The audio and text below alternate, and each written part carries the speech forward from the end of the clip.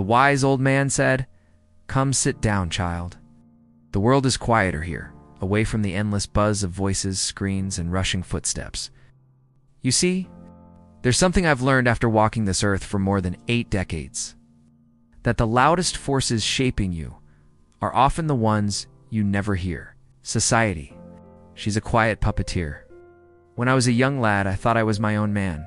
I wore what I liked, spoke how I pleased, chased dreams I thought were mine. But it wasn't until many years and many mistakes later that I realized so much of what I believed about myself came from others. It's the clothes I wore, chosen to fit in. The career I chased, chosen to impress. Society isn't a villain.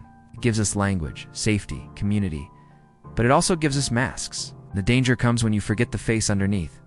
The silence I kept, chosen to avoid conflict. Let me tell you a story.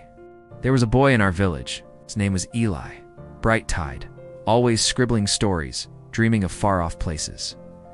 But his father was a blacksmith, and in our town, sons followed fathers. No one said he couldn't be a writer, but everyone expected him to be a smith. And so, day by day, Eli's stories grew shorter, until one day, they stopped altogether. He became a fine blacksmith, good with his hands, but those eyes, they lost their fire. Society doesn't shackle with chains, it binds with expectation.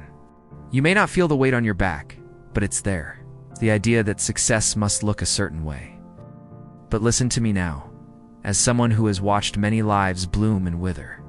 Go on now, live your life, not the one handed to you. If you live by society's applause, you will die by its silence. Now don't get me wrong. We scroll through others' lives and begin to think their highlight reel is our measuring stick. Let trends tell us who we should be. So what can you do? You pause. Ask yourself not, what do others expect of me, but what feels true to me? Sit alone, without a phone, without noise. Ask yourself, if no one ever saw me succeed, would I still want this life? Because the life worth living is not the one that gets the most likes, it's the one that brings you the most peace. Now, hear this from a man with more years behind than ahead. You don't get time back. Not a minute. Eli, he eventually picked up his pen again. Late in life, his hands rough from years at the forge, but his heart lighter. He never published a book, never made much money, but he wrote, and that fire in his eyes, it returned.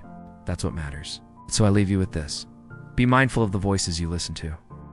The loudest ones are often not your own. Find silence. In silence, truth speaks.